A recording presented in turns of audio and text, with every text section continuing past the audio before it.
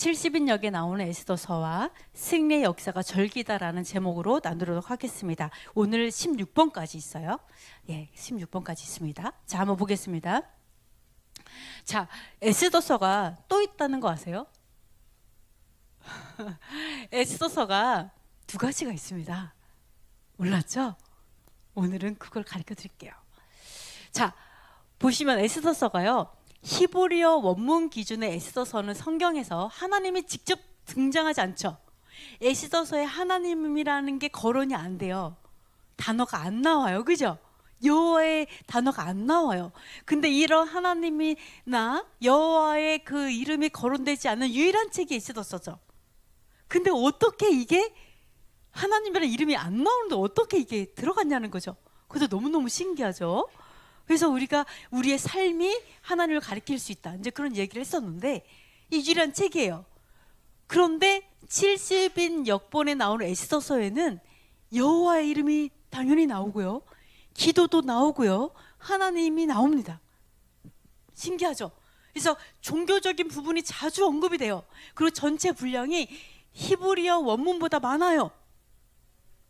70인 역에 나오는 그 에스더서가 지금 우리가 읽고 있는 에스더서보다 더 양이 많아요. 신기하죠? 그래서 근데 개신교는 히브리어 원문과 다른 부분, 히브리어에 나온 이 성경의 다른 거니까 이거를 뭐라고 부르냐, 우리는 에스더 속편이라고 불러요. 그러니까 제2의 에스더서라고 부르는 거예요. 속편, 후속편이죠. 이거를 외경이라고 불러요. 뭐예요? 성경에 없는 거를 외경이라고 불러요. 그러니까 이 외자라는 게 막 엄청 뭐 굉장히 말하자면 뭐 이상하다, 뭐 이런 외설이다, 뭐 이런 얘기가 아니라 성경에 없는 것을 이야기를 합니다. 그래서 이런 게 있어? 그러나 그렇다면 이걸 볼게요. 70인역이 뭐냐는 거죠. 70인역은 뭐냐면 원래 유대인이 번역한 거예요. 이 시간 70인역을 잠깐 말씀을 드리면, 72명의 유대인이 구약 성경을 그리스, 헬라어로 번역한 거예요. 그러니까 아까 원문이라고 얘기했지만 사실 70인역도 원문이 히브리어예요. 똑같아요. 근데 이거를 72명의 유대인들이 번역한 것이, 그것을 70인역이라고 불러요. 그리고 처음 번역된 것이, 최초 번역은 모세오경이요. 당연하겠죠. 모세오경이 뭐예요? 창세기, 출애굽기, 레위기, 민수기, 신명기죠. 요거를 최초로 번역된 게 모세오경이었어요. 그리고 모세오경 이외의 분량은 100년에 걸쳐서 번역이 이루어져요. 그러니까 70인역 가면요, 그냥 우리가 번역을 1년 동안, 5년 동안, 10년 동안의 번역이 아니고 사실은 100년이 넘게 72명의 유대인들이 계속해서 번역해서 모은 것이, 그 서가 바로 70인역이라는 거예요. 자, 그래서 사해문서를 뺀다면 구약 성경의 본문 비평에서 가장 무게 있는 자료예요. 그게다가 사해문서가 발견돼서 70인역의 위상이 한창 더 높아졌어요. 전 옛날에 사해문서라 그러길래 무슨 죽을사 그건 줄 알고 사해문서? 그럼 엄청 안 좋은 건 줄 알았어요. 근데 사해문서가 그것이 아니에요. 사실은 사해가 뭐예요? 사실은 우리가 이 세상에서 가장 짠 곳이죠. 그래서 그것이 회복되리라, 에스겔의 이제 그 말이죠. 그러니까 그곳에 사해를 다른 말로 뭐라고 부르죠? 네? 아니, 그거 말고 염회. 제가 염회를 잊어버렸어요. 그 염회라고 부르죠. 그런데 이거를 데드시라고 부르는 이런 사람이 있어요. 근데 지금은 데드시라고 안 불러요. 말이 안 되죠. 데드시가 아니에요. 에스겔서에 그게 회복되리라 했기 때문에, 이게 물고기도 있어요. 거기에, 그죠? 물고기도 있는 데가 있죠. 회복이 일어나고 있죠. 그래서 데드시라고 안 불러요, 사실은. 염회라고 불러요. 근데 이 염회에서 거기에 보면은요, 제가 사진을 원래 곁들이려고 했었는데, 거기에 보면은 쿰란 동굴이 있어요. 너무 신기한 게, 여러분이 우리 이제 누구예요? 롯의 아내가 소금 기둥 냈잖아요. 소금 기둥이 사실 이렇게 있잖아요. 이것처럼 거기에는 모래성처럼 모래가 이렇게 많이 있거든요. 근데 그 모래가 좀 단단해요. 그 위에 보면은 구멍이 뚫려 있는데, 거기에 보면 쿰란 동굴이가 되게 높아요. 근데 이 쿰란 동굴이 여러분들도 알다시피 하나님의 말씀을 보존해야겠다 그래갖고 사람들이 결혼도 안 하고 포기하고 그 쿰란 동굴에 들어가서 계속 말씀만 쓰다가 거기서 순교하고 죽고 이런 거잖아요. 그런 곳이, 그러니까 말씀만을 위해서 살던 사람들이 거기다 숨겨놨잖아요. 왜? 그걸 아니까. 앞으로 어떤 환란이 올 걸 아니까. 그죠? 환란 때문에 그렇게 한 거잖아요. 근데 거기에서 발견이 된 거죠. 여기에서 뭐가 70인역이 이제 나오기 시작하는데 잘 보시면요. 자, 사회 문서를 빼면은 70인역이 가장 높았어요. 권위가. 근데 나중에 나중에 사회 문서가 발견되면서 어떻게 됐냐? 위상이 더 높아졌어요. 왜냐하면 사회복음 쿰란과 유대 광야에서 구약 성경 필사본이 발견되는데요. 이게 맞서라 본문, 지금 우리가 쓰고 있는 이런 거예요. 이 맞서라 본문보다 70인역에 가까운 것들이 덜어 있었어요. 거기서 오히려 70인역에 가까운 것들이 나오니까 위상이 더 높아진 거예요. 이상하다? 이렇게 70인역이 오히려 나오는 거죠. 그래서 이는 2세기 이후에 히브리 본문이 맞소라 본문으로 굳어지기 전에 존재했던 또 다른 형태의 고대 히브리어 본문이 70인역이 보존하고 있다는 말이 되는 거예요. 뭔지 아시겠죠? 그러니까 이게 히브리어 이 본문이 또 다른 형태가 발견되는 거죠. 쿰란에서. 그래서 이게 또 다른 형태가 있었구나라는 증거가 된다라는 거죠. 그런데 자, 아까 이게 모세오경과 함께 이 70인역이 100년에 걸쳐서 나왔었던 거잖아요. 근데 맞소라는요, 사실 가장 오래된 수사본이 820년에서 850년이에요. 그러니까 9세기죠. 근데 이 70인역은 뭐예요? BC예요. AD가 아니라 BC예요. 그러니까 거의 여기서 우열이 가려지지 않는 거죠. 사실은 그 전통과 그리고 얼마나 오랫동안 했던 거와 이 모든 것들이 우열을 가리기 힘든 본문 전통을 이제 반영했을 뿐만 아니라, 그러니까 이게 뭐예요? 맞서러와는 다르게 이런 거죠. 연대적으로도 매우 오래된 70인역 필사본은 히브리어와 일부 아람어로 되어 있다는 장점을 지닌 맞소라 본문과 함께 상호 보완적인 관계를 갖게 돼요. 왜냐하면 70인역은 뭐라 그랬어요? 맞소라는 아까 뭐라 했냐면 히브리어 본문, 원문이 발견이 안 되면 그거를 가지고 그 정경을 한 게 맞소라예요. 근데 70인역은 뭐예요?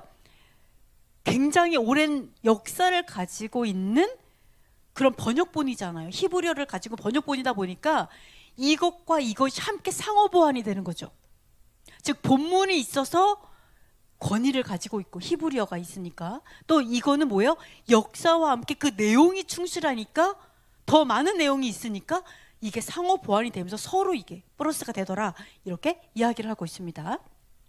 자, 그래서 보시면 70인 여기는 존재를 해요. 즉 그 히브리어를 가지고 그 원래 맨 처음에 정경화할 때 히브리서 원문을 가지고 번역한 70인 역에는 존재를 하지만 나중에 정경이 된 맞소라에는 없는 게 뭐가 있냐? 토빗기, 유디기, 마카베오기 상하, 이거 마카비서죠. 네, 바룩서, 지혜서, 집회서, 다니엘서하고 에스더서, 다니엘서의 일부도 있고요. 에스델이 뭐냐면 에스더예요. 에스더서. 요것도 일부가 가톨릭에서는 구약성서 사용돼요. 가톨릭은 왜 그러냐면 그때 70인역을 거의 다 수용했어요. 거기에 있는 걸 다 수용했어요.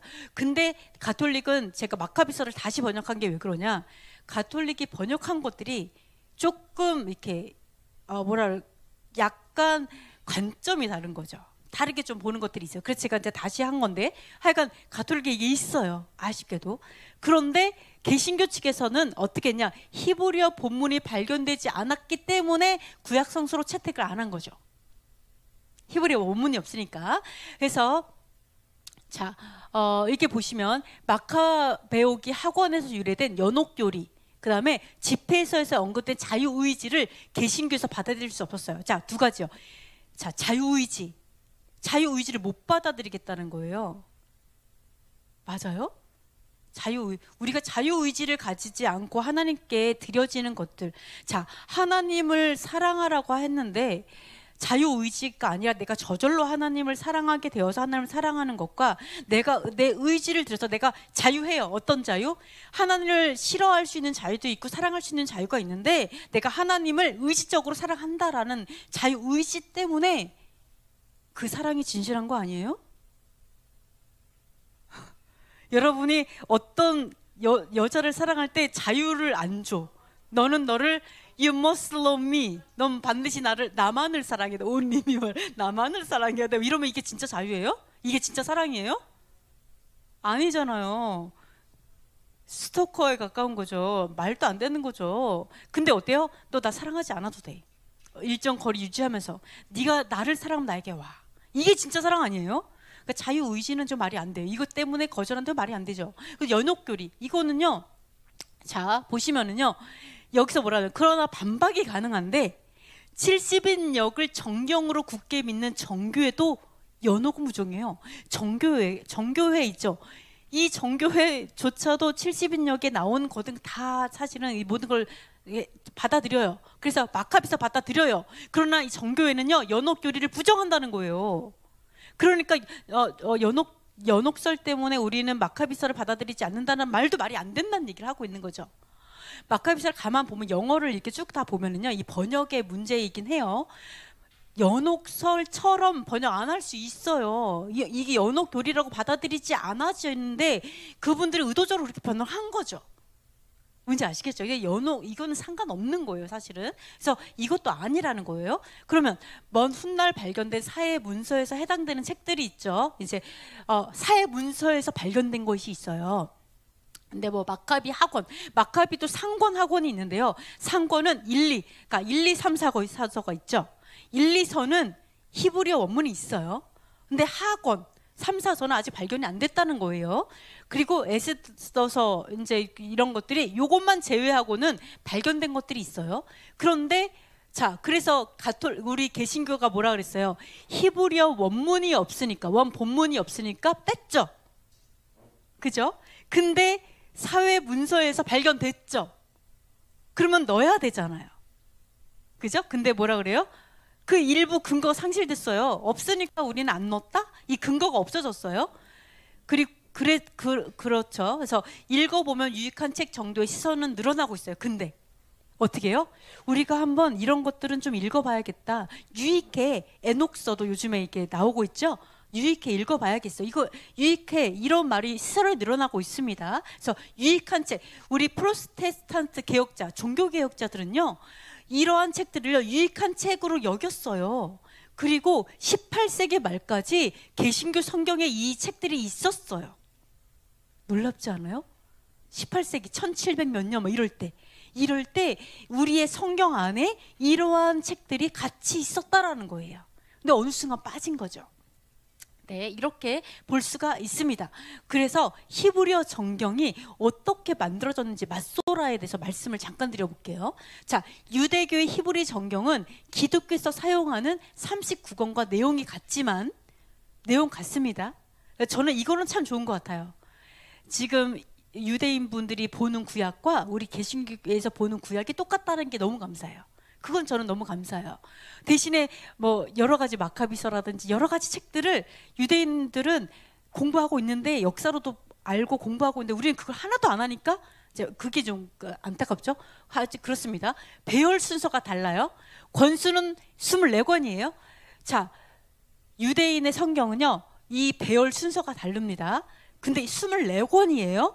왜 그러냐면은 차이점은요 기독교의 구약의 배열과 권수가 70인역을 따라요. 그러니까 우리가 지금 배열된 거 있죠. 이거 70인역을 따라서 배열이 된 거예요.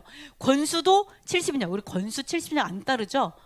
이거는 이제 가톨 얘기를 하는 거고요. 우리는 그걸 따르진 않아요. 근데 왜 24권이냐? 우린 39권인데 왜 24권이냐? 왜냐하면 우리는 사무엘 상하, 역대 상하 이런 게 나눠 있죠. 이 이제 유대인 분들은 상하로 안 나눠져 있어요. 네네, 그냥 한 권씩이에요. 그리고 또 하나는 우리 소선지서들 있죠. 학계, 미가 뭐 이런 거 이거를 이제 이스라엘에서 이걸 다 한 권으로 돼 있어요. 그래서 그런 거지 같아요. 아시겠죠? 이제 내용은 같다. 이렇게 보실 수가 있습니다. 그래서 똑같이 되어 있습니다. 그래서 유대인 분들이 구약 성경의 정경화 필요성을 절실하게 느낀 게 바벨론 포로에서 돌아온 직후부터였어요. 지금 오늘 불임절하죠. 그러니까 이럴 때이죠. BC 440년경에 당시 포로 기한을 영도한 종교 지도자 에스라는 이스라엘 민족이 멸망한 이유를 하나님의 율법을 보존하지 않고 준수하지 않았기 때문이라고 절감하였기 때문에 그들이 또다시 하나님의 진노의 심판을 받지 않으려면 율법을 비롯한 하나님의 말씀을 잘 보존하여야 한다고 주장했어요. 그러니까 우리가 성경책이 나오고 정경화된 이유는 바로 여기에 있어요. 에스라 때문에. 에스라가 이거를 깨달은 거죠. 하나님의 율법을 보존하지 않고 준수하지 않았기 때문에 우리에게 이런 일이 있었던 거다. 그래서 그때부터 정경화 작업을 시작한 거예요. 이거를 묶자, 성경을 묶어서 우리가 토라 스크롤을 만들자가 시작이 된 거죠. 이유가 그렇습니다. 에스라의 노력이 계기가 되어 그 이후 구약의 정경화 작업은 계속적으로 시도되었으며 마침내 AD 90년경에 아까 뭐라 그랬어요? 250년경에 70인역 이제 그게 했다 그랬잖아요. 그러면서 그게 계속해서 정경화되면서 마침내 90년경에는 결정이 완전 내린 거죠. AD 90년에. 요거는 그죠. 나중에 어떻게 보면 자 원래는 BC 250년 정도에 됐어요. 근데 다시 한번 정경을 결정된 거는 AD 90년인 거예요. 이미 그 전에 되었지만. 그래서 90년에 이건 이제 가톨릭과 이제 함께 된 거죠. 이 가톨릭의 하여간 그런 국교화 아직은 안 됐지만 좀 그럴 때 한 번 더 유대인 분들이 정경화를 결정하신 것 같습니다. 그래서 유대 학자들이 종교회의에서 역사적으로 이런 정경화를 결정한 일이 있었습니다. 자, 그래서 우리 개신교는 어떤가 좀 볼게요. 개신교의 정경 목록과 제2경전인데요. 제2경전이 뭐냐면 아까 말한 어떤 외경을 얘기를 합니다. 기원전 540년에 이걸 지금 나오는구나. 기원전 540년에 창세기부터 신명기까지 토라가 권위를 인정을 받았어요. 당연하죠. 제일 최초의 가장 중요한 모세가 지은 그죠? 또 여호와께서 직접 손으로 써주신 모세오경이 당연히 제일 첫 번째 책이 되는 거죠. 그래서 이게 가장 제일 최초로 권위를 인정받은 거죠. 이게 기원전 540년에 그렇게 되었고요. 그리고 기원전 250년 이때인 거죠. 72명의 유대인 랍비가 모여서 히브리어 문헌 중에 정경을 선택했어요. 그러니까 히브리어 문헌이 있었죠. 당연히 그 히브리어 문헌 중에서 정경을 선택을 하고요. 헬라어로 번역을 했습니다. 이거를 70인역이라고 부르는 거죠. 그 다음에 397년 4세기로 넘어가죠. 4세기 397년에 카르타고 공의회에서 구약과 신약 정경을 결정을 합니다. 이 당시에 70인역을 쓰자고 하는 사람들, 이게 가톨릭 교부들이 대부분이죠. 당연히 이제는 이방인이 되어버렸죠. 당연히 70인역을 쓰자고 하는 사람은 당연히 많았죠. 왜요? 그때 당시 70인역은요 권위가 있었잖아요. 권위를 인정받고 있는 그런 책이었잖아요. 그러다 보니까 당연히 대부분의 사람들이 70인역을 쓰자라는 사람 대부분이었고, 그리고 소수가 히브리어, 지금 존재하고 있는 그 히브리어로 본문 있는 것만 하자, 이 사람이 소수였어요. 조금에 있는 사람은 그랬어요. 그래서 다수파의 의견대로 70인역이 정경으로 채택이 됩니다. 그죠? 그래서 우리 교회 역사에 그때 이 가톨릭과 정교회 그 모든 사람들이 다들 70인역으로 해서 모든 게 다 들어가 있는 거예요. 지금 현재. 네, 현재 다 들어가 있는 거예요. 그 다음에 개신교가 종교개혁 시기에 마르틴 루터를 중심으로 신학자들이 의논해서 정경 목록을 결정합니다. 그러니까 이게 마르틴 루터를 통해서 종교개혁 때 정경을 이제 결정을 하죠. 이때 히브리어 사본이 발견되지 않은 문헌이죠. 히브리어, 그 당시에 딱 보니까 히브리어 문헌이 없어. 그때 다 뺀 거죠. 정경에서 제외시키는 거죠. 히브리어 문헌 없으니까 제외시킨 거예요. 이에 대해서 다수 의견은 당시 개신교 신학자들이 히브리어 문서가 발견되지 않은 구약 문헌이 그리스 시대 이후에, 그러니까 예수와 시대 그 이후에 혹시라도 위조 문서가 아닐까? 그럴 수도 있지 않아? 검증이 안 되잖아요. 그때 없었으니까, 히브리어 문헌이 없으니까 이렇게 얘기했다라는 거죠. 그래서 안전하게 하려고 제외한 거죠.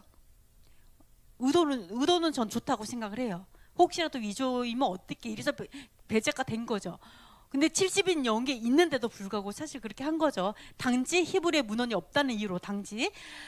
그러나 종교개혁 후로부터 400년이 지나가지고요.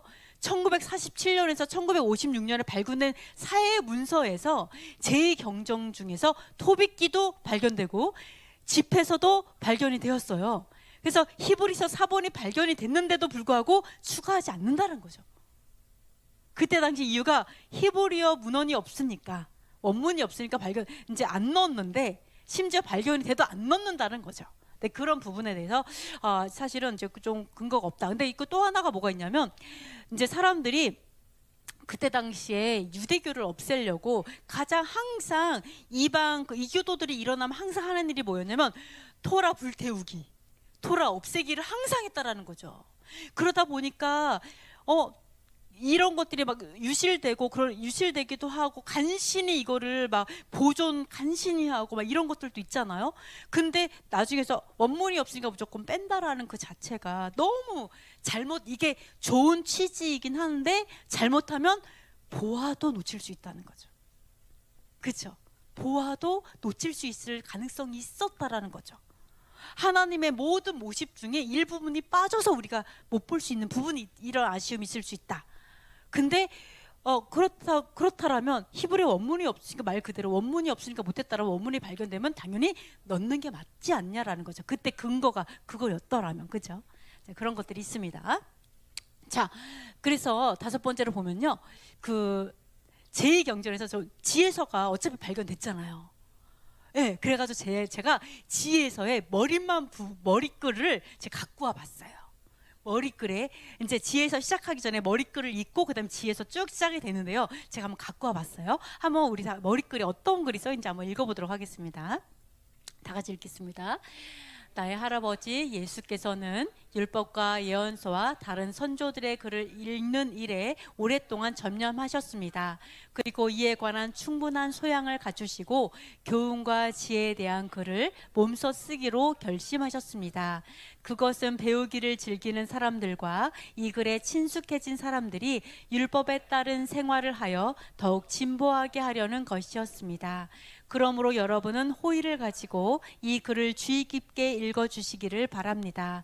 그리고 우리가 정성껏 번역하였지만 어떤 표현들은 제대로 옮길 수 없었다고 여겨지니 이를 양해해 주시기 바랍니다. 히브리 말 표현들을 다른 말로는 똑같이 옮길 수 없습니다. 이 글들뿐만 아니라 율법서조차도, 그리고 예언서와 나머지 글들도 원문과는 적지 않은 차이가 있습니다. 에우에르게테스 임금 통치 38년에 저는 이집트에 가 얼마 동안 머물면서 적지 않은 교훈이 담긴 이 책의 사본을 발견하고 정성껏 열심히 이 글을 반드시 번역해야겠다고 생각하였습니다. 그래서 저는 그동안 이 책을 완성하여 내놓기까지 잠도 제대로 못 자고 온갖 지식을 다 기울였습니다. 저는 이국 땅에 살면서 배우기를 즐기고 율법에 맞는 생활 습관을 익히고자 하는 이들을 위하여 이 책을 펴냅니다. 이게 이제 지혜서 제2경전인데요. 보시면은요, 요 예수라는 이름이 있죠. 이게 그 당시에 예수를 헬라어로 이사로 이제 이사 이렇게 번역했고, 이사를 지서스로 한국말로 예수로 이렇게 하면서 이렇게 번역이 된 거죠. 사실 이것도. 근데 한국말로 여기서 보시면요, 지혜서를 시작하기 전에 왜 이거를 번역하게 됐는지, 이 사람이 번역한 사람이 글을 써놓고 그다음에 지혜서가 시작이 돼요. 그래서 이 지혜서를 번역한 이유에 대해서 나오죠. 자, 이분이 얘기하는 게 뭐냐면, 할아버지께서 이제 이거를 오랫동안 그 전념을 하셨었고, 그리고 이것을 배우기를, 그러니까 율법에 대해서 여기서 보시죠. 자, 배우기를 즐기는 사람들과 이 글에 친숙해진 사람들이, 자, 율법에 따른 생활을 해서 더 진보하게 하려고 이제 이렇게 글을 번역을 했다라는 거죠. 그래서 주의 깊게 읽어달라 이렇게 얘기를 하죠. 그러면서 정석껏 번역했다는 얘기를 하죠. 그러니까 모든 여기서 나오면 지혜서가 이렇게 나왔잖아요. 그러나 이런 70인역에 나와 있는 그 모든 것들은 사실은 원문 히브리어가 반드시 존재한다는 거예요. 그러니까 없는데 그냥 나온 게 아니라는 거죠. 당연히 원문 히브리어가 있고 이거를 유대인 분들이 이거를 심혈을 기울여서 번역했어요. 근데 우리는 70인역에 대해 이거 좀 대단한 책이겠구나라는 생각을 저는 몰랐어요. 그걸 연구하면서 이런 게 있었어? 라는 걸 좀 놀랐어요. 그런데 우리가 이런 것들을 이렇게 보면서 자 이렇게 번역하면서 70인역이 번역됐을 때 유대인들은요 통곡했어요. 역사적으로 보면은 70인역이라는 유대인 분들이 정경을 모아서 헬라어로 번역했을 때 우리 이방 사람들은 좋아했어요. 와 신난다. 이제 우리도 읽을 수 있고 우리도 이해할 수 있구나. 너무 기뻐했어요. 근데 유대인들은 통곡했어요. 그걸 슬픔의 날로 생각해요. 왜냐? 헬라로 번역됐다라는 것은 여기서 말하는 것처럼 완벽하게 번역할 수 없다는 걸 알기 때문이에요. 그래서 오해할 수 있기 때문에 이들은 그 날을 슬픔의 날로 기억해요. 유대인 분들은. 그렇죠? 우리 그거 알아요. 우리는 알아요. 완벽하게 번역할 수 없다는 거 알아요. 보는 사람에 따라 다르게 번역될 수 있고 그 사람의 그 관점에 따라서 아까도 마카비서도 어때요? 가톨릭의 관점으로 번역하니까 갑자기 연옥설에 나오는 것처럼 이렇게 될 수 있는 거 우리 알고 있어요. 그래요. 그러나 그럼에도 불구하고 우리가 우리말로 이해할 수 있는 성경이 있다라는 건 우리한테 너무나 큰 사실은 보아라는 거죠. 자, 이런 것들이 있다라는 거예요. 그래서 이분들도 어때요? 그 사본을 발견했다. 그래서 이걸 썼다. 이렇게 얘기를 하고 있다라는 거죠. 그래서 우리가 말하는 개신교에서 말하는 히브리어 원문이 없으니까 우리는 못해라는 건 아니다. 이런 것들을 볼 수가 있습니다. 자, 그래서 제가 이 시간에는 궁금하잖아요. 그래? 우리는 지금까지 에스더서가 온이 한 개밖에 없는 줄 알았는데 70인역에 그게 또 있다고? 그럼 한번 읽어보자. 도대체 뭐가 있을까? 우리에게 빠진 것이 뭐가 있는가 한번 보도록 하겠습니다. 자, 모르드게의 꿈이네요. 자, 한번 읽어보도록 하겠습니다. 아하수에로 왕 통치 제2년 니산월 초하룻날 모르드게가 꿈을 꾸었다. 그는 베냐민 지파 출신으로 그의 아버지는 야일, 할아버지는 시므이, 증조부는 기스였다. 수사 성읍에 사는 유다인인 그는 왕궁에서 봉직하는 사람으로 중요한 인물이었는데 바벨론 임금 느부갓네살이 유다 임금 여고냐와 함께 예루살렘에서 잡아온 포로들 가운데 하나였다. 그가 꾼 꿈은 이러하다. 소리와 소음, 천둥과 지진, 소동이 땅 위에서 일어나고 있었다. 그때 거대한 용 2마리가 서로 싸울 태세를 갖추고 다가오며 크게 으르렁거렸다. 그들이 으르렁거리자 모든 민족들이 의로운 민족을 치려고 전쟁을 준비하였다. 그때의 어둠과 암흑의 날이었으며 환란과 공궁, 재난과 대소동이 땅 위에서 일어나고 있었다. 의로운 민족 전체는 자신의 불행에 대한 두려움으로 혼란에 빠져 이제는 멸망할 것을 각오한 채 하나님께 부르짖었다. 그러자 마치 작은 샘에서처럼 그들의 부르짖음에서 물 많은 큰 강이 생겨났다. 빛과 해가 솟아오르고 비천한 이들이 들어 높여져 존대받던 이들을 집어삼켰다. 이러한 꿈과 하나님께서 실행하시려고 결정하신 바를 본 모르드게는 잠에서 깨어나 이를 마음에 간직한 채 밤늦도록 모든 것을 낱낱이 이해하려고 애썼다. 자, 너무 신기하게도 모르드게 이 애써서 맨 처음에는요 꿈으로 시작해요. 모르드게가 꿈을 꾸기 시작하면서 시작돼요. 포로로 잡혀갔어요. 근데 어느 날 꿈을 꾸는 거예요. 갑자기 엄청난 그 암흑 같은 날에 두 용이 일어나서 두 용이 막 싸우는 거예요. 그때 큰 강이 나타나가지고 그 강에 큰 강이 생겨져가지고요 물이 삼켰어요. 이게 요한계시록에 그 물이 삼키는 거 너무 비슷하잖아요. 물을 존대받던 그 당시에 존대받던 자들을 삼켰다 이렇게 나와요. 그럼 결국은 싸웠는데 물이 삼킨 거죠. 그 당시에 존대받던 자. 그러면서 모르드게가 도대체 이게 무슨 꿈이지? 이게 뭐야? 이러면서 궁금해하면서 1장이 시작이 됩니다.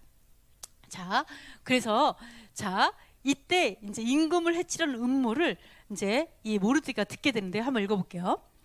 모르드게는 임금의 내시로서 어전을 지키는 빅단과 데레스 두 사람과 함께 궁에서 쉬고 있었다. 그때 그는 그들의 계획을 엿듣고서 그 의도를 조사한 끝에 그들이 아하수에로 왕을 해치려 꾀하고 있음을 알게 되었다. 그는 임금에게 이들에 대하여 보고하였다. 임금이 두 내시를 신문하여 그들이 자백하자 그들은 형장으로 끌려나갔다. 임금은 이 사건을 잊지 않도록 기록하게 하였으며 모르드게도 이 사건을 기록하였다. 그러고 나서 임금은 모르드게에게 궁전에서 봉직하도록 명령하고 이 일에 대하여 선물을 하사하였다. 그런데 어전에서 존대받는 일로 아각 사람 함무다다의 아들 하만이 있었는데 그의 임금의 두 내시일 때문에 모르드게와 그의 민족에게 해를 입히려고 꾀하였다. 자, 여기서 보면 모르드게도 그 왕궁에서 일을 하던 사람이었어요. 원래 왕궁에서 일하던 사람이었는데 내시는 이 빅단과 데레스 내시예요. 내시 두 사람이 음모를 쉬고 있다가 음모를, 왜냐면 이 모르드게도 여기서 일을 하던 사람이다 보니까 함께 있다가 들은 거예요. 그래가지고 계획을 엿듣게 된 거죠. 우연히 들은 거죠. 그래가지고 조사를 해가지고 이제 임금이 신문을 했어요. 그 자백했어요. 이런 것까지 나와요. 그래서 재밌죠? 그래서 끌려가고 죽었어요. 그래서 임금이 아무것도 안 한 건 아니었어요. 궁전에서 봉직하도록 하고 선물을 하사를 하긴 했어요. 아주 크게 한 건 아니었지만 이렇게 나오고 있어요. 근데 여기서 중요한 게 나와요. 뭐가 나오냐? 얘가 두 내시의 일 때문에 모르드게와 그 민족을 해하려고 꾀했다는 거예요. 도대체 이 두 내시와 얘가 무슨 관계가 있어가지고 이것 때문에 열받았을까요? 그죠? 분명히 내시 두 명이 임금을 해치려고 살해하려고 계획을 꾸몄잖아요. 근데 모르드게가 그거를 딱 밝혀냈잖아요. 이것 때문에 왜 얘가 열받냐고. 뭔 관련이 있나 봐요. 그죠? 그쵸. 뭔가가 있는 거예요. 이것 때문에 얘가 민족을 멸하려고 생각을 하고 모르드게를 죽이려고 생각을 이때부터 한 거예요. 이 두 내시가 죽거든요. 여기서 볼 수가 있어요. 이렇구나. 난 또 절 안 했다고 열받은 줄 알았지. 요게 있더라는 거죠. 그러니까 얘가 임금에 대해서 사실은 충성된 종이 아니라 사실은 죽이려고 하는 그것하고 연관이 있을 수도 있겠다. 이런 것을 여기서 볼 수가 있습니다. 자, 또 있죠. 자, 그래서 이 일을 한번 읽어보도록 하겠습니다. 다 같이 읽어보겠습니다. 아하수에로 왕은 아각 사람 함무다다의 아들 하만을 중용하였는데 그를 들어올려 자기 곁에 있는 모든 대신들보다 높은 자리에 앉혔다. 궁궐 대문에서 근무하는 임금의 모든 시종들이 하만 앞에서 무릎을 꿇고 절해야 하였으니 임금이 그렇게 명령하였기 때문이다. 그러나 모르드게는 무릎을 꿇으려고도 절을 하려고도 하지 않았다. 그러자 궁궐 대문에서 근무하는 임금의 시종들이 모르드게에게 자네는 왜 왕의 명령을 거역하는가 하고 말하였다. 그들이 그에게 날마다 권하였지만 모르드게는 끝내 듣지 않았다. 그래서 그들은 자기는 유다 사람이라고 하는 모르드게의 말이 얼마나 오래 가는지 보려고 하만에게 보고하였다. 하만은 모르드게가 무릎을 꿇지도 절을 하지도 않는 것을 보고 노기로 가득 찼다. 그러나 모르드게 하나만 해치우는 것으로는 맞죠? 눈에 차지 않았다. 모르드게가 어느 민족인지가 자기에게 보고되자 하만은 아하수에로와 왕궁 전역에 있는 유다인들을 모두 몰살하려고 꾀하였다. 감사합니다. 아멘. 감사합니다. 자, 그래가지고 이게 보시면요, 아하수에로가요 모든 대신들보다 걔를 제일 높은 곳에 앉혔잖아요. 가장 높은 곳에 2인자로 앉혔어요. 그래서 그 다음에 어떻게 했냐면 모든 시종들이 얘 앞에서 무릎을 꿇고 절하게 했어요. 여러분 어떻게 생각하세요? 왜 무릎을 꿇고 절을 하라 그러면은 절을 하면 되는 거 아니에요? 왜 이것 때문에 목숨을 걸어야만 했을까요? 왜 모르드게는 절을 안 했을까요? 하나님 외에는 아무도 성부지 말라 했기 때문에 왕이 명령을 했단 말이죠. 그러면 우리 임 집사님은 그때 무릎을 꿇고 절하라 그럼 할 수 있겠어요?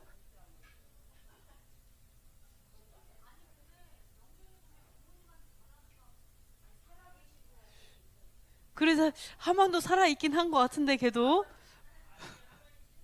왜 그럴까요? 자, 네.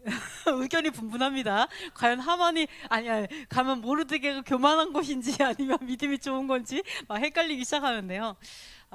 저는 이제 그 당시에 이 헬라 왕들은요 사실은 신격화되어 있었죠.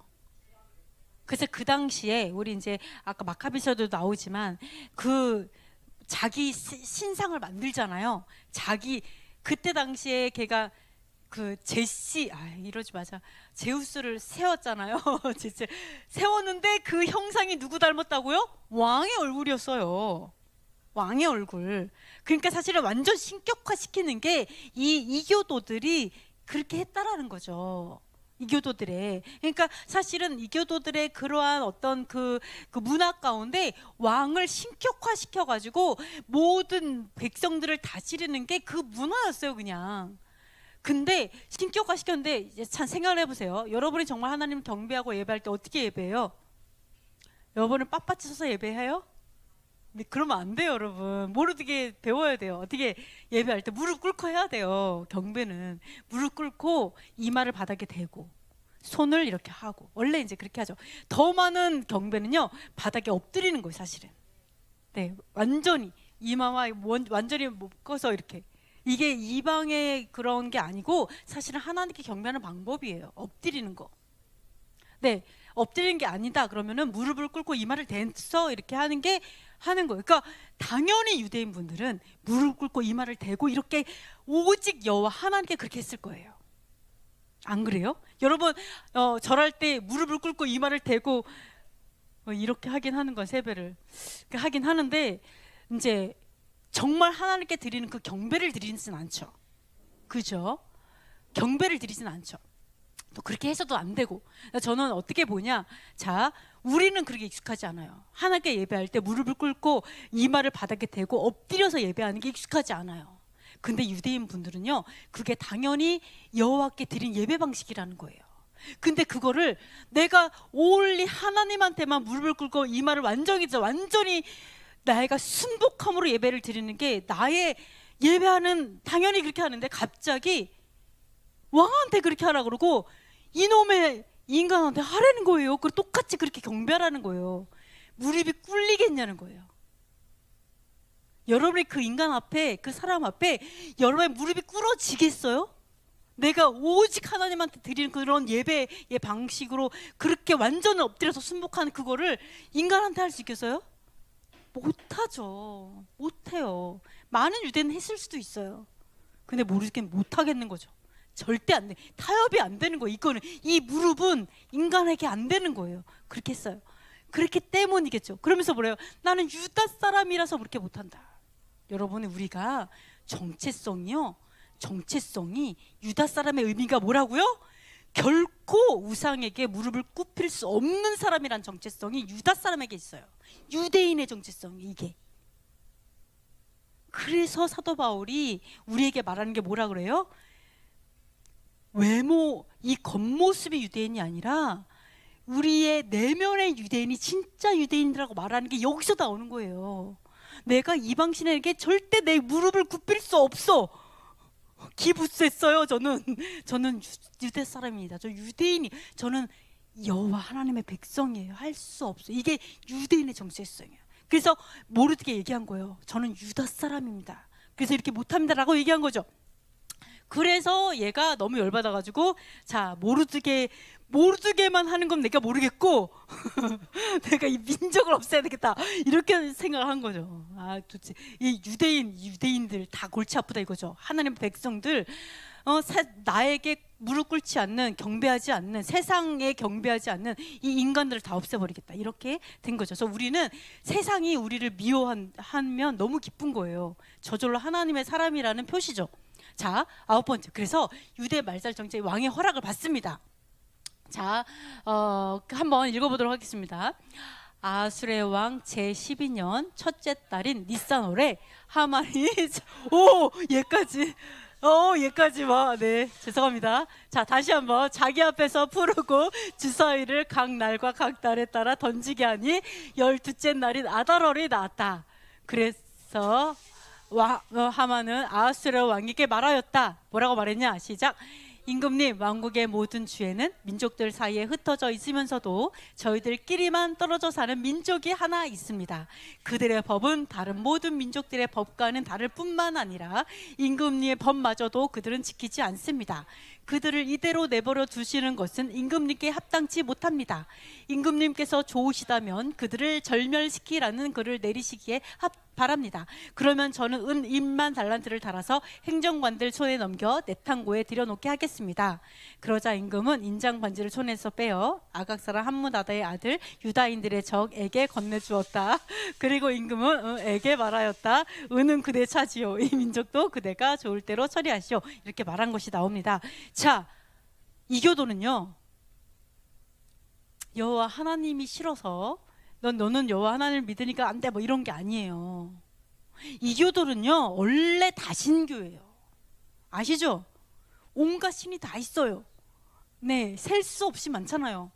얼마나 많으면 사도 바울이 차라리 묻지 말고 뭐라 가니까 시장에 나온 것이 다 제사 음식이고 하나님께 아니 자기네들 신한테 드리지 않은 것이 없고, 이게 이교도들이었던 거예요.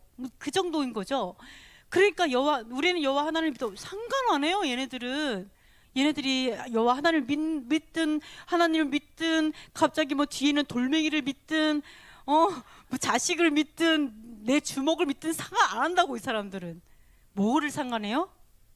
법도 때문에 그래요. 여러분 정신 차리세요. 세상이 우리를 미워하는 게요, 내가 뭐 예수님을 믿어, 하나님을 믿어, 교회를 다녀, 다 상관 안 해요. 내 말대로 안 해서 상관하는 거죠. 사실은 이 모든 인류의 역사는요, 이름의 싸움이 아니에요. 뭐 누구는 하나님 이름의 싸움이 아니라 법도의 싸움이에요. 내가 누구의 법도를 지키냐, 내가 누구에게 굴복하고 살아가냐. 사실 이 싸움에서 지금까지 역사를 보면 여기서도 뭐라 그래요? 자, 저희들끼리만 떨어져 사는 민족이 있는데요, 그들의 법이 달라요. 얘기하잖아요. 법이 달라요. 법이 민족들의 법하고 달라요. 왜? 우리는 지성소의 믿음을 가지니까 다를 수밖에 없는 거. 그래가지고요, 인간의 법도 안 지켜. 하나님의 법을 지키려고 하니까 인간의 법을 안 지켜. 나한테 절을 안 해요. 이거죠. 사실은 나한테 굴복을 안 해. 사실 이거죠. 네, 안 합니다. 이대로 두면요, 뭐라고 하냐? 자, 임금에게 합당치 않아요. 즉 뭐예요? 임금의 법도 지키지 않기 때문에 하나의 통치가 어렵습니다. 이런 얘기를 하는 거. 사실은 이걸 법 때문에 얘기를 하고 있어요. 얘가 왕에게 고소한 고소장 첫 번째 이유 명목이 법도였어요. 자, 영원한 여호와 하나님의 영원한 원수와 대적이 첫 번째로 우리를 고소하는 게 법도라고요. 기가 막히지 않아요? 고소장의 법도예요. 그래서 하나님께서 심판할 때 그때에 하나님의 그 율법과 계명으로 우리를 심판하시는 거. 그래서 그런 거예요. 이걸로 고소를 합니다. 자, 맞아요. 자, 그 다음 걸 봅니다. 자, 그러니까 아하수에가 편지를 썼어요. 이게 허락을 해줬어요. 그 다음에 아하수로 왕이 편지를 딱 써주는데요. 자, 한번 읽어보도록 하겠습니다. 아하수에로 왕이 인도에서 에티오피아까지 이르는 127개 주의 제후들과 그 예하 지방관들에게 이 글을 써 보냅니다. 과인은 수많은 민족들을 지배하고 온 세계를 통치하게 되었지만 권력의 오만함으로 방자하게 되지 아니하고 오히려 항상 더욱 온화하고 관대하게 다스려 신민들의 삶을 모든 면에서 어떠한 소란도 없이 안정시키고 왕국을 그 경계선 끝까지 평온하고 마음대로 다닐 수 있게 만들어 모든 사람이 열망하는 평화를 회복하리라 결심한 바 있습니다. 그래서 이를 어떻게 하면 완수할 수 있는지를 과인의 자문관들에게 문의하였더니 우리 가운데 두드러지게 살아가겠고 변함없는 호의로 항구한 충성심을 보여주며 왕궁에서 두 번째 자리를 차지하고 있는 얘가 적대적인 백성 하나가 이 땅의 모든 부족들 사이에 섞여 살고 있는데 자기들의 법으로 모든 민족들을 거스르고 임금들의 명령을 끊임없이 배척하여 우리가 흠잡을 데 없이 수행하고 있는 통치가 정립되지 못하게 하고 있다는 사실을 지적해 주었습니다. 자, 아하수에르 왕이 얘기하죠. 정말 이거 나중에 적그리스도가 할 만한 얘기 아니에요? 너무 똑같지 않아요? 적그리스도가 하는 말 똑같잖아요. 시민들의 삶을 안정시키고 경계선 끝까지 평안하고 마음대로 다닐 수 있는 열망하는 평화로운 나라를 개척하겠습니다. 평화로운 나라를 만들겠습니다. 막 이런 거. 모든 사람이 행복할 수 있는. 근데 이래요. 이런 걸 완수하려고 하다가 보니까 근데 이게 너무 재밌는 게 뭐냐면 두드러지게 살아가겠대요. 변함없이 호의롭대요. 항구한 충성심을 보여주고 있었대요. 왕이 봤을 때 걔가 너무 기가 막히지 않아요? 우리의 대적이었는데 왕의 끊임없는 신뢰를 받고 있어요. 야, 기가 막히죠. 이렇게 칭찬을 하는 거예요. 그러면서 뭐라고 하냐면, 근데 이런 자기의 너무나 그 숭고한 그 뜻을 이루어가기 위해서 하나님의 법도가 거슬른다는 거예요. 기가 막히죠. 하나님의 법도를 지키는 저 인간들이 거슬른다는 거예요. 걔네들 때문에 통치가, 내가 원하는 그 통치가 서지 않는다는 거예요. 세상의 통치와 하나님의 통치가 완전히 갈라지는 게 보이죠. 세상에서 말하는 하나됨과 평화와 안전함과 이것과 하나님의 법도 완전히 갈라져요. 이런 것들을 볼 수가 있어요. 자, 또 읽어보겠습니다. 이제 우리는 이 백성이 혼자서 이별나게 모든 사람과 끊임없이 적대 관계를 이루면서 자기네 법에 따라 기이한 생활 방식으로 떨어져 살며 우리의 나쁜 감정을 품고 극악한 짓들을 저질러 왕국의 안전을 위협하기에 이르렀다는 사실을 깨닫게 되었습니다. 그래서 과인은 이렇게 명하는 바입니다. 국사를 관장하는 자리에 있으면서 우리에게는 제2의 아버지인 하나님이 여러분들에게 보낸 문서에 명기된 자들을 금년 12째 달인 아더럴 19날에 여자와 아이들을 막론하고 모두 인전사전 별 것 전혀 없이 그들의 원수들의 칼로 뿌리째 절멸시켜 예나 지금이나 적대적인 자들이 단 하루에 저승으로 세차게 떨어져서 앞으로 우리의 국사가 안정과 안녕 속에 수행될 수 있게 하십시오. 이렇게 했어요. 다들 아멘 했어요. 아멘 할렐루야 했어요. 자, 이렇게 기가 막히죠. 이렇게 자, 너무 놀라운 게 뭐냐면 세상 사람들이 봤을 때 이거 잘 보세요. 세상 사람들이 봤을 때 재밌어요? 희락을 풀어주셨어요. 자, 세상 사람들이 봤을 때 여호와 하나님의 법도가 이래요. 우리의 관점이 세상의 관점을 갖고 있는가, 하나님의 관점을 갖고 있는가를 좀 봐야 돼요. 세상의 관점을 봤을 때는요, 우리가 어떻게 보이냐면 유별나게 보여요. 그리고 기이하게 산다. 참 특이하게도 산다. 이렇게 보인다고요. 기이한 생활 방식으로. 우리 생활 방식이 뭐예요? 다 하나님 말씀하신 거잖아요. 샤밧을 지키고, 그래서 이거 이렇게 먹고, 사실은 또 이런 절기를 지키고, 이게 세상 사람들에 봤을 때 기이하고 유별나게 보인다는 거예요. 네. 자, 극악한 짓을, 이거는 근거가 없는 거죠. 사실 극악한 짓이 절하지 않은 거. 왜 감히 하늘과 같은, 네, 둘째 아버지라고 그러죠. 제2의 아버지래. 제2의 아버지. 세상에, 네, 여기에 이 극악하게도 절을 안 했다는 거죠. 왕국의 안전을 위협한대요. 네, 그래서 너무 놀라운 게 뭐냐, 왕이 뭐라고 해요? 이거는 이제 그렇게 모함을 들은 거죠. 듣고 말을 하는 거죠. 그러니까 뭐예요? 국사가 안정과 안녕 속에 수행되기 위해서는 하나님의 사람들이 다 죽어야겠다, 이렇게 결론을 내린 거죠. 그래서 하루에 저승으로 세차게 떨어지게 하자, 뭐 이렇게 한 거죠. 근데 요한계시록에 보면 그게 나오죠. 요한계시록에 마지막 때 그 여자의 남은 자손이 누구였어요? 하나님의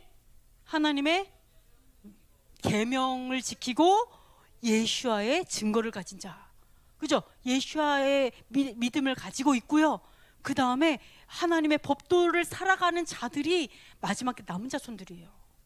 용과 싸울 자들이거든요. 이렇게 나오잖아요. 그러니까 이게 결국 여기서도 그게 붙은 거예요. 그게 마지막 때 있을 일들이 이때 또 부딪힌 거죠. 세상 왕과 하나님, 여호와 하나님과 세상 왕이 부딪힌 거죠. 자, 그래서 이제 사형을 무릅쓰겠었죠. 그래서 자, 이제 에스더가 이런 말을 합니다. 모르드게에게. 다 같이 읽어볼게요. 임금님의 모든 시종과 임금님에 속한 모든 주의 백성들이 알고 있는 바와 같이 부름을 받지 않고 안뜰로 임금님께 나아간 자에게는 남자든 여자든 오직 한 가지 법규만 있으니 곧 사형입니다. 오직 임금님이 황금 왕호를 내밀어 주셔야만 살아날 수 있습니다. 그런데 저는 이미 30일 동안이나 임금님께 들도록 부름을 받지 못한 형편이랍니다. 이런 얘기를 합니다. 그죠? 이건 다 알고 있죠? 그래서 원래는 부르지 않고 나가면 무조건 다 사형이죠. 네, 근데 30일 동안 불림을 받지 않은 상태에서 사형을 무릅쓰고 가야 되는 상황이었어요, 사실은. 네, 이제 이런 것들을 볼 수가 있어요. 그래서 그럴 때 이제 이런 상황에서 이제 모르드게와 에스더의 기도가 나와요. 하나님께 기도하는 게 나와요. 한번 읽어보도록 하겠습니다. 그리고 주님의 모든 업적을 회상하면서 이렇게 주님께 기도드렸다. 주님, 만물을 다스리시는 임금님, 모든 것이 당신의 권능 안에 있으며 당신께서 이스라엘을 구하고자 하시면 당신을 거스를 자 없습니다. 당신께서 하늘과 땅, 하늘 아래 놀라운 것들을 모두 만드셨습니다. 당신은 만물의 주님, 주님이신 당신께 맞설 자 없습니다. 당신께서는 모든 것을 알고 계십니다. 방자한 하만에게 무릎 꿇고 절하지 않음은 제가 교만해서도 오만해서도 명예를 좋아해서도 아님을 주님 당신께서는 아십니다. 이스라엘의 구원을 위해서라면 그의 발바닥이라도 기꺼이 입맞추었으리오리다. 제가 그렇게 행동한 것은 인간의 영광을 하나님의 영광 위에 두지 않으려는 것이었습니다. 저의 주님이신 당신 말고는 아무에게도 무릎 꿇고 절하지 않으오리니 제가 이렇게 함은 교만 때문이 아닙니다. 자, 그러면서 이제 주 하나님, 임금님, 아브라함의 하나님, 당신의 백성을 돌봐 주소서. 저희를 멸망시키려 눈독을 들이고 예로부터 내려오는 당신의 재산을 파멸시키려 저들이 욕심을 부리고 있습니다. 이집트 땅에서부터 당신 자신을 위하여 속량하신 당신의 몫을 업신여기지 마소서. 저의 간청을 들으시어 당신의 가산을 가엾이 여기시고 저희의 슬픔을 잔치로 바꾸어 주소서. 그리하면 저희가 살아 당신의 이름을 찬양하오리다. 주님, 당신을 찬미하는 이들의 입을 없애버리지 마소서. 아멘. 자, 여기서 자기가 왜 절을 하지 않은지 얘기하죠. 네. 자, 여기서 아까 보시면은 여기서 너무 놀라운 게 뭐냐면 이 상황이 언제요? 포로로 끌려갔을 때예요. 전쟁해갖고 완전히 깨져가지고요, 포로로 끌려갔을 때니까 하나님께서 우리 편이 아니시고 여기서도 우리를 다 멸하시려고 하신다라는 생각을 충분히 할 수 있을 때라고요. 그죠? 충분히 그런 생각할 수 있어요. 그러니까 뭐라 그래요? 하나님 맞아요. 우리가 죄를 졌어요. 그리고 주님께서 우리를 원수들의 손에 넘기셨어요. 전 우리 알고 있어요. 우리가 이렇게 고난 당하는 게 다 우리 때문인 거 알아요. 원망할 게 하나도 없어요. 알아요. 근데 뭐라고 한지 알아요? 내가 이렇게 된 이유는요, 제가 그들의 신을 숭배했어요. 우리 이 민족이 바로 이 신을 섬겨서 우리가 이렇게 온 거예요. 네, 그 얘기를 하는 거죠. 그러면서 뭐라고 얘기하시냐면, 자, 그러면서 이제 그래서 이들이 이렇게 하죠. 그러나 이제 결단하죠. 회개한 거죠. 회개하고 당신 입에서 나온 이 사람들은 뭐를 원하냐? 여호와의 입에서 나온 규정을 폐기하기 원해요. 왜? 법도를 지키는 것 때문에 이렇게 하는 거잖아요. 그러니까 이 법도를 폐기하기 원하는 거예요. 항상 이 교도는 그래요. 그리고 재산을 없애버리려고 하죠. 자, 너무 놀라운 게 뭐냐면, 아니구나, 잠깐만요.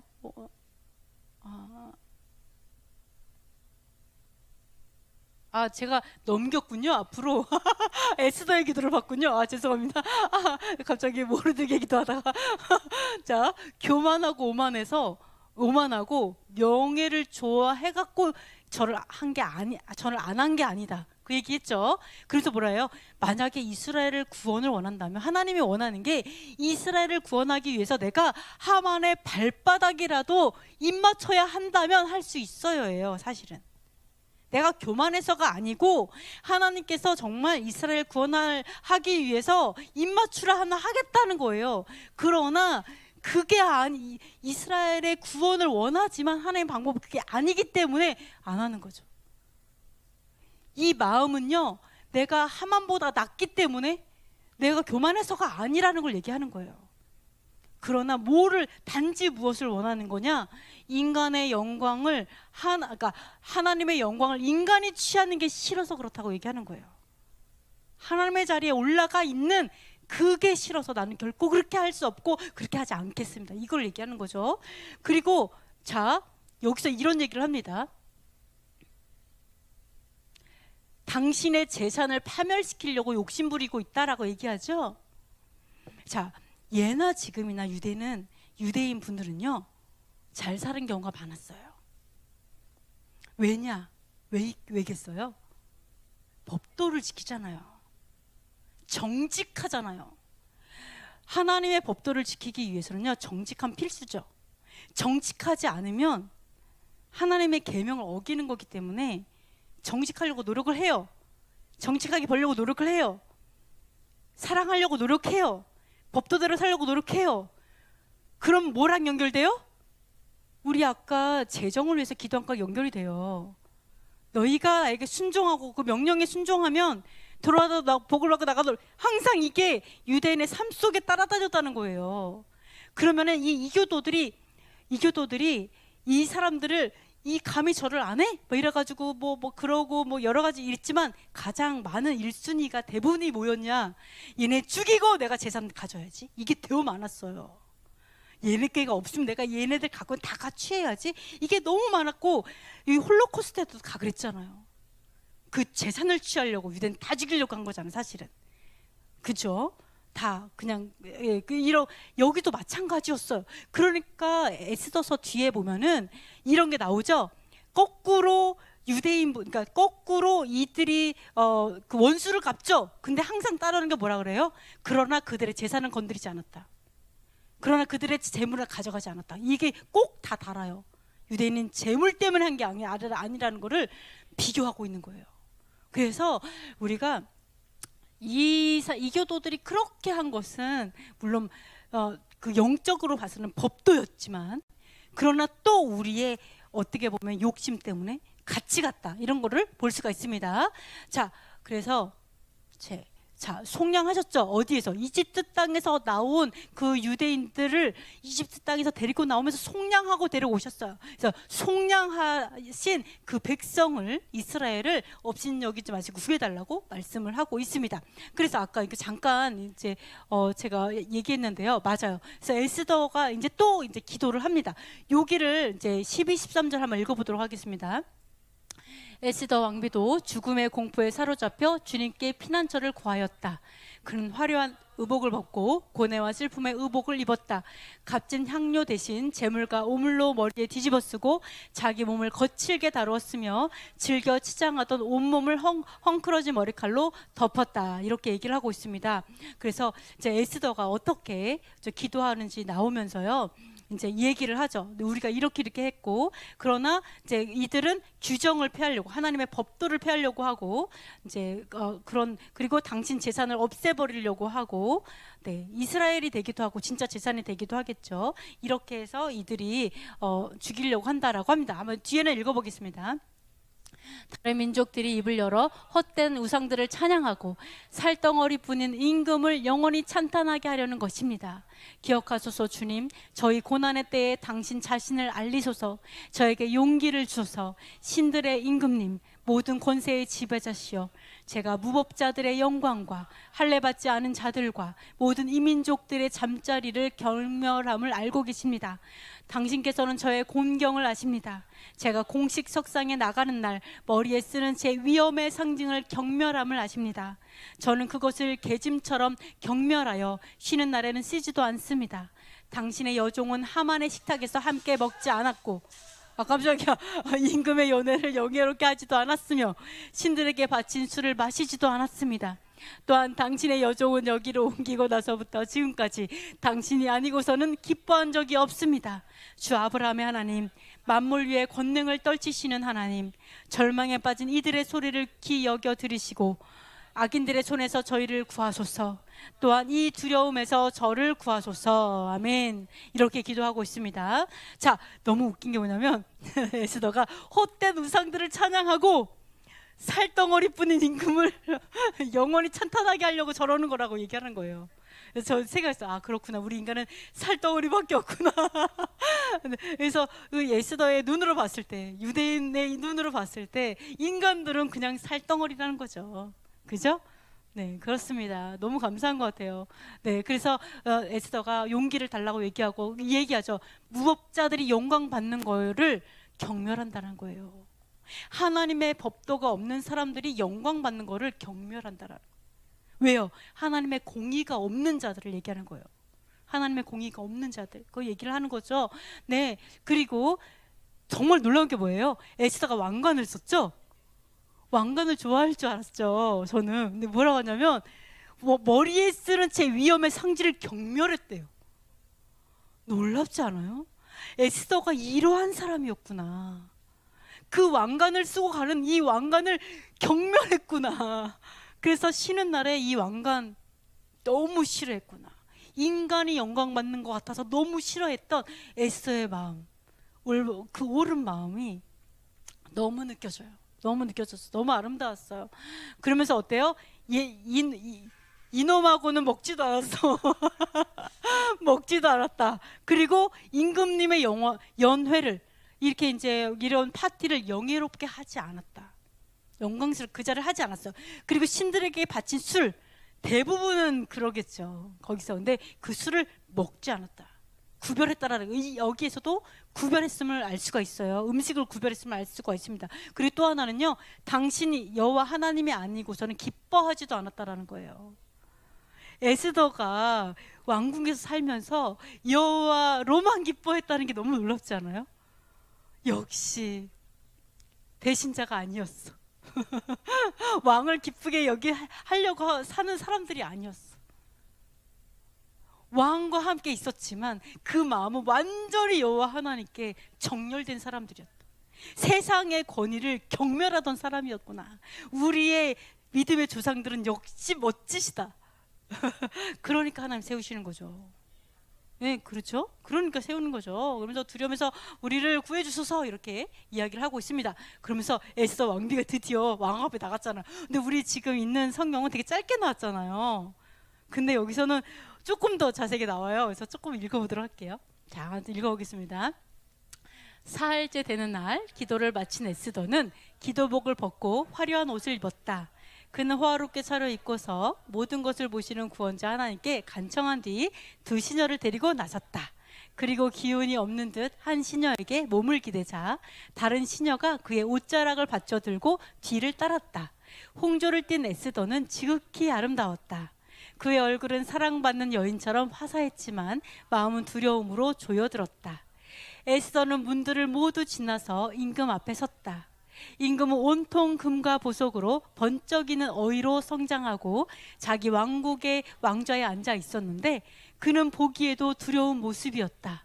그가 영광으로 빛나는 얼굴을 들고 지극히 노여운 눈으로 쳐다보자 왕비는 실신하여 쓰러지면서 창백한 얼굴로 앞서가는 시녀의 머리에 몸을 기대었다. 저는 에스더가 실신한지 몰랐어요. 이런 영화 같은 일이. 자, 읽어볼게요. 그때 하나님께서 임금의 영을 부드럽게 바꿔 놓으시자 임금은 깜짝 놀라 왕자에서 벌떡 일어나 왕비가 정신을 차릴 때까지 그를 팔에 안았다. 그러고서는 다정한 말로 위로하며 말하였다. 에스더, 웬일이요? 나는 당신의 오라버니요. 안심하오. 당신은 죽지 않을 것이요. 우리의 법규는 평민들을 위한 것이라오. 다가오시오. 그러고는 황금 왕호를 들어 에스더의 목에 댄 다음 그를 껴안아 입 맞추고 말하였다. 나에게 말해보시오. 에스더가 그에게 말하였다. 임금님, 저에게는 임금님이 하나님의 천사처럼 보였습니다. 그래서 임금님의 영광에 대한 두려움으로 저의 마음은 혼란에 빠졌습니다. 임금님은 놀라우신 분이십니다. 임금님 또한 임금님의 얼굴은 인자하심으로 충만합니다. 에스더는 이렇게 말하다가 실신하여 쓰러졌다. 진짜 남자의 마음을 두 번 흔들어. 자, 그러자 임금은 깜짝 놀라고 그의 시종들은 모두 왕비를 위로하였다. 임금이 그에게 말하였다. 에스더 왕비, 무슨 일이오? 그대의 소원이 무엇이오? 왕국의 반이라도 그에게 주겠소. 야, 자, 이 남자를 꼬시는 방법을 3일을 금식한 후에 앞에서 2번을 쓰러져야 돼. 하여간 이런 걸 보면서 에스더가 얼마나 두려워하면서 왕 앞에 가는지 조금 이해되죠. 그죠?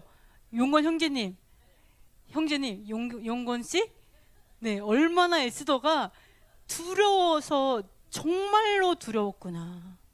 너무너무 두려워서 혈액순환이 머리까지 되지 않아가지고 2번으로 쓰러질 수밖에 없을 정도로 너무 두려웠구나.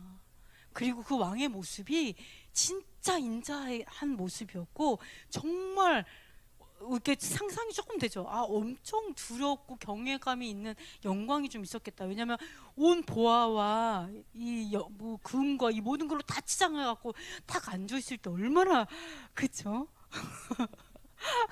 그때 너무 두려워하는 그 상황에서 진짜 죽을 수도 있었는데 하나님께서 그 마음 만져주셨다 그랬잖아요. 그래서 왕이 가가지고 걱정하지 마라, 죽지 않을 거다. 그랬는데 또 실신하니까 도대체 네 소원이 뭐냐, 내가 막 이런 얘기를 하게 되는 이러한 상황들이 이렇게 다 보여요. 그래서 이런 일이 있었구나. 에스더가 이렇게 재밌는 거 몰랐습니다. 자, 하여간 그래가지고 이제 그 뒷 얘기는 좀 알고 있죠. 그래서 이제 제정이 됩니다. 자, 한번 읽어보겠습니다. 그들이 해마다 아달월 40날과 15날을 축일로 지내도록 확정하였다. 이날은 유다인들이 원수들에게서 평안을 되찾은 날이고 이달의 근심이 기쁨으로 애도가 경축의 날로 바뀌었으니 이날을 잔치와 기쁨의 날로 지내면서 서로 음식을 나누고 가난한 이들에게 선물을 하라고 지시하였다. 그리하여 유다인들은 자기들이 이미 실행하기도 하고 모르드게가 써 보내기도 한 바를 풍속으로 받아들였다.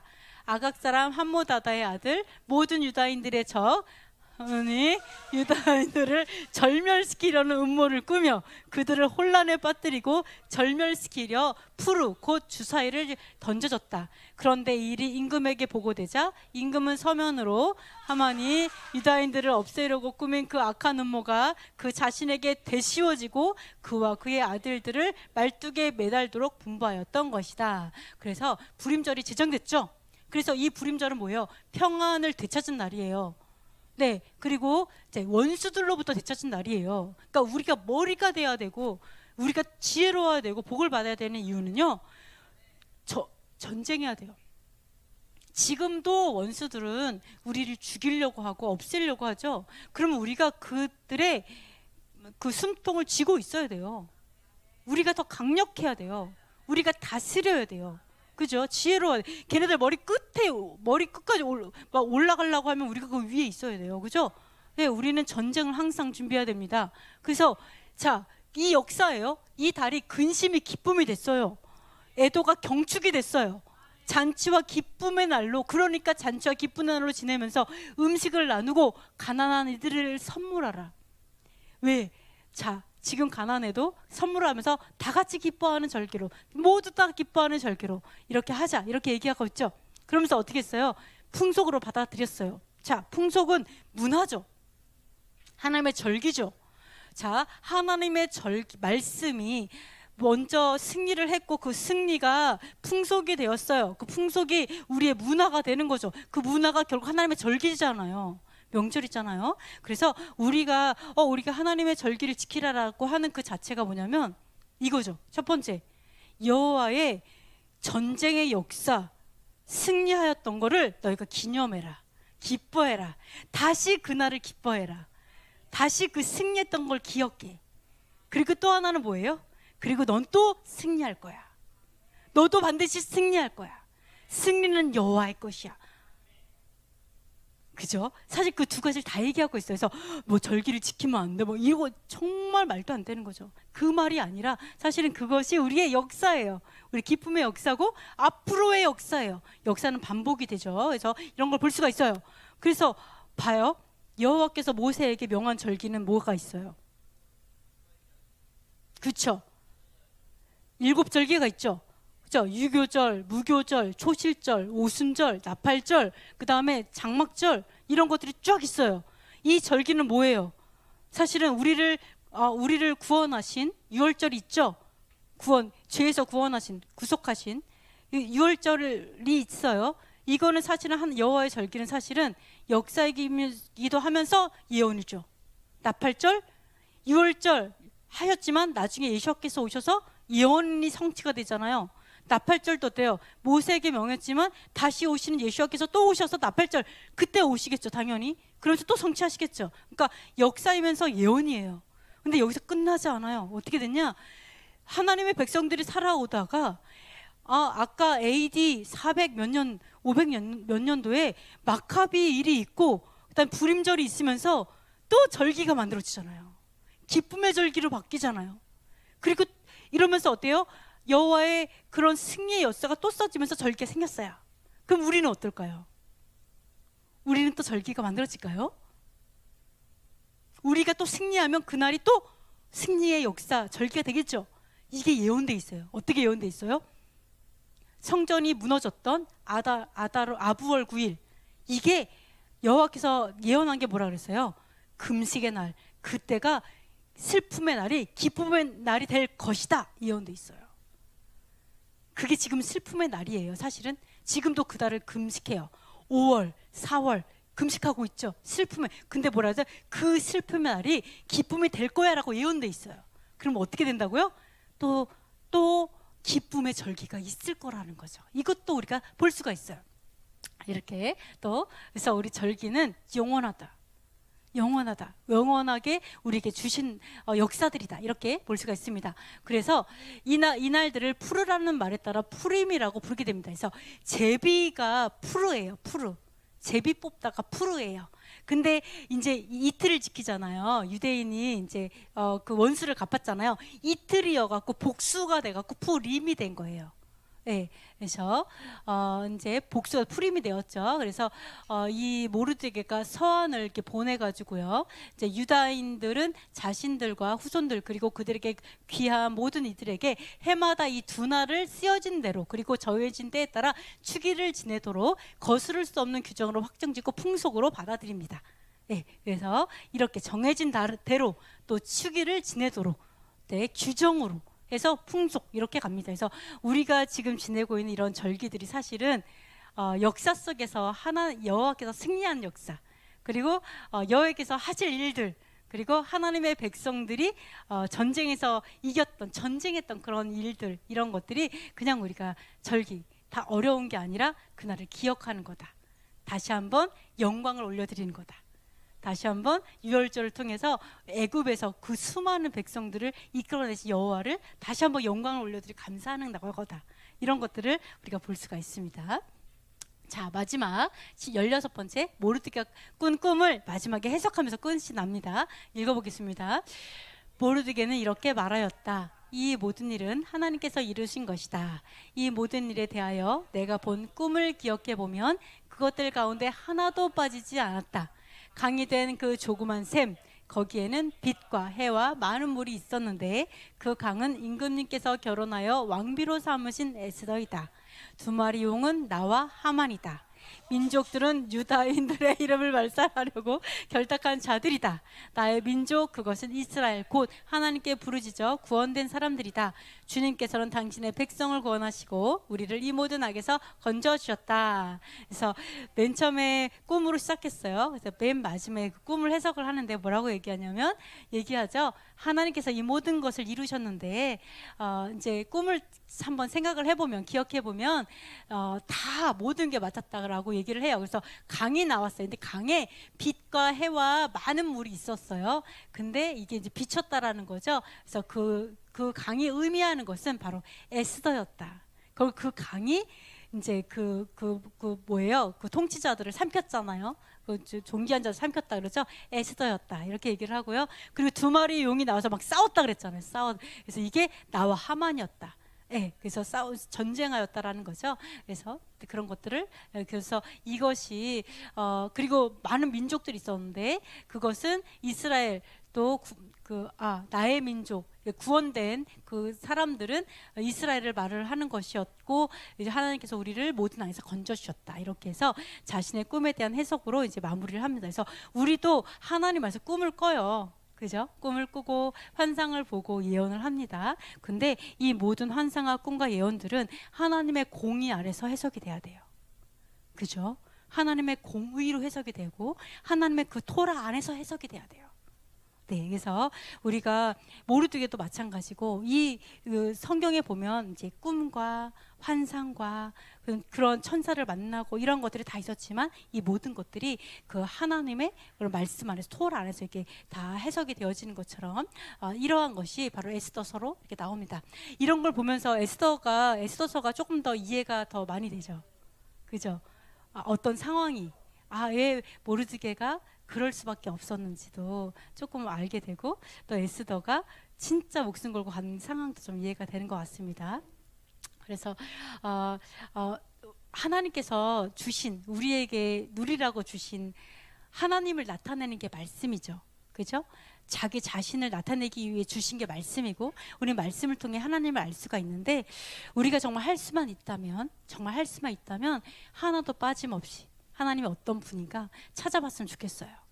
그래서 우리가 개신교는 이제 이렇게 안 하지만 히브리 유대인과 똑같은 어떤 말씀 본문을 보는 건 저는 정말 장점이라고 봐요. 그런데 사실은 유대인 분들 같은 경우는 이 성경만 보는 것이 아니라 아까 이제 마카비서처럼 이 역사를 따로 공부한다라는 거죠.